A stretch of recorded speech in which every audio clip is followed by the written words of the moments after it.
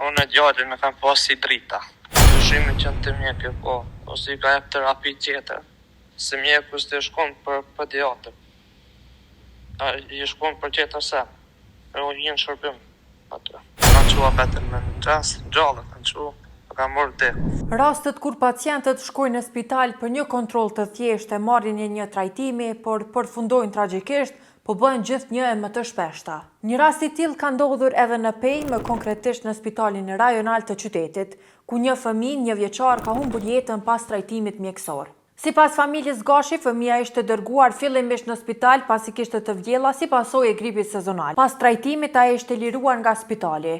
Mirë po kur gjendja e tij u përkeqësua, prindërit e dërguan përsëri në spital, ku për fat të keq fëmia ndroi jetë.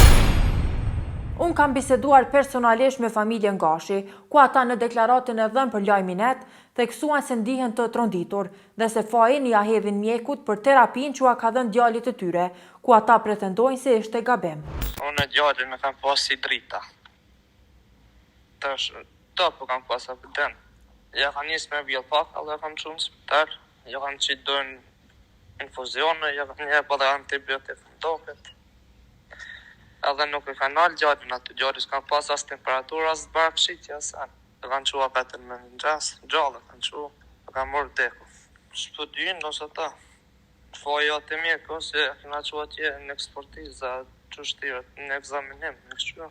Shnosh si to, pa gjallë, pa djenë në veç gripa të kështu që e kanë kart me hera, se s'ka part smundit. O ku më kesh, mëse e kam qua herën e dytë, në mëngjes.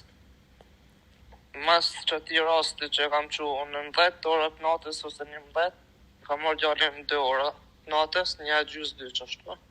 Dhe në apetën shatë e kem që. Mas i kam marrë që ta infuzione që të sëmë. Dyshimin që në të mjekë, po, ose i ka jep terapi tjetër. Se mjeku s'te shkon për pediatër. I shkon për tjetër se. E u jenë shërbim atë. Ashtu e tu rast e ala. Ndërkohë, për rastin në fjalë ka reaguar edhe spitali rajonal i Pejës, ku ka njoftuar se fëmia ishte pranuar fillimisht në mbrëmjen e datës 5 nëntor me ankesa për të vjella. Pas trajtimit mjekësor, gjendja e tij ishte stabilizuar dhe ai ishte liruar me rekomandim që të përcillen nga afër dhe në rast nevoje të rikthehet për kontroll shtesë. Sipas spitalit, mëngjesin e 6 nëntorit, fëmia është risjell në gjendje të rëndë, me çrregullime të vedijes dhe probleme serioze me frymarrjen.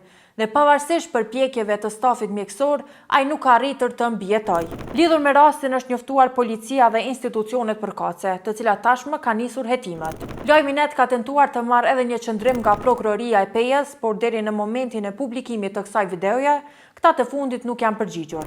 Në raportin 24 orësh të policisë, rasti është cilësuar si trajtim i pandërgjegjshëm mjekësor, duke vënë pa faktin se rasti po vazhdon të hetohet. Me urdhër të prokurorit, trupi i pajet i fëmijës është dërguar në Institutin e Mjekësisë Ligjore për obduksion në mënyrë që të caktohet shkaku i saktë i vdekjes.